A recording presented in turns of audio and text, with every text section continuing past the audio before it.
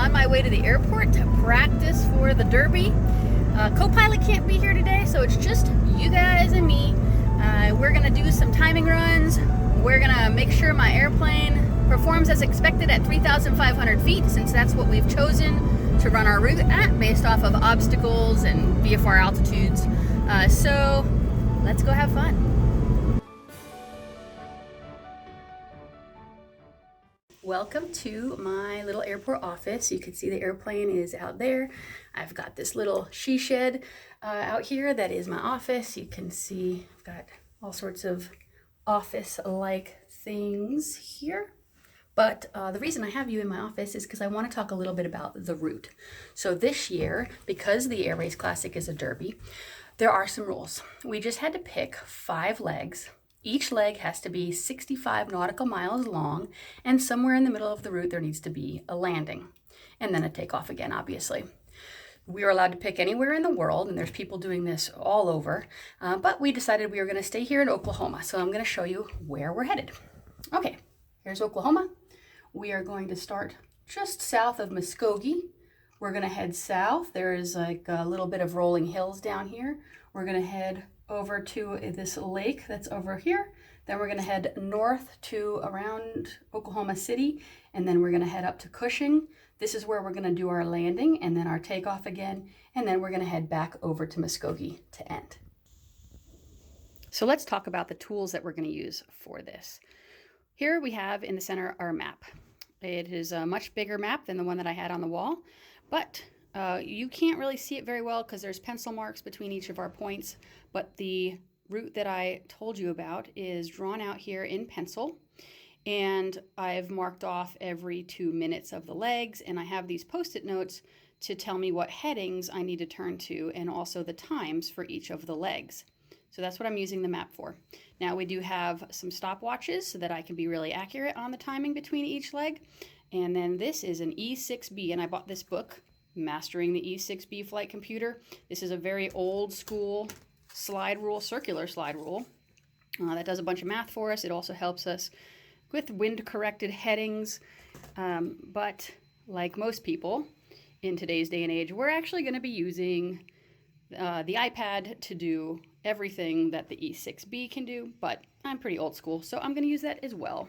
And then a knee board that has our times, so that I can quickly look down at my leg in case I get lost on the map. So this is where we begin. Before flying any airplane, you need to do what's called a pre-flight. This is where we walk around the airplane, check everything, make sure everything's in good, proper condition, and that the aircraft is safe to fly. So I'm gonna do that now.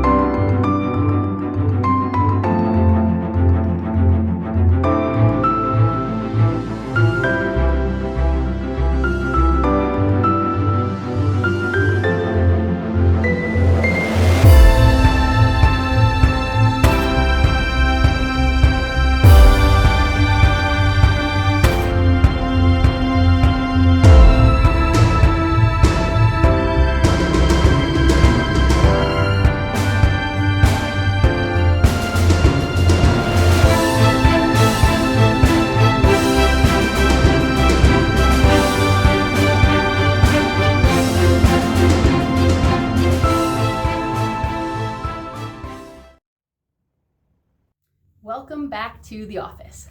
Now we're going to talk about some of the stuff that I learned today.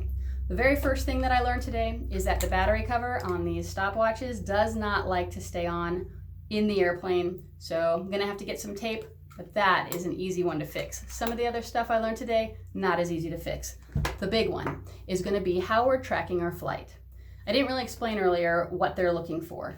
So before we take off on the day of the race, we have to email how much time every leg is going to take and exactly what our course is going to be. And then at the end of the day, we tell them exactly how long that took. But we don't just tell them how long it took, we need to use some software. And the program we're using is called ForeFlight. this will track exactly where you are in space and at what time you got there. The problem today is that it didn't work correctly. For some reason, even though I told it to turn on the ground, it did not follow my entire track. And while I was halfway home on the way back to Woodring, it just stopped mid-flight. So I didn't turn it off until we got on the ground, but for some reason it stopped tracking my course. And this is going to be a big deal, because if we go fly this race and ForeFlight doesn't track this stuff, then we're not going to have any record of our times, and we're not going to have any record of our course, and we'll be disqualified. So that is something that we definitely have to figure out before we go fly.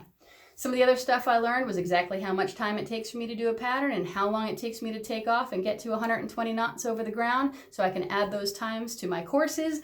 And I also found out that at 3,500 feet or 2,500 feet above the ground around here, I can't see the turn points underneath me very easy. I should have realized that before.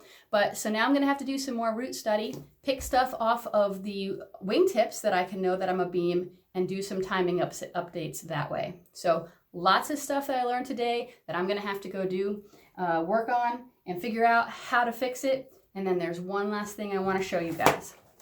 On my way home today, you can see my little flight track here. Right there. It didn't go straight. Wonder why? Hey, I made some little crazy turns here, and I'm about to show you video of exactly what that was.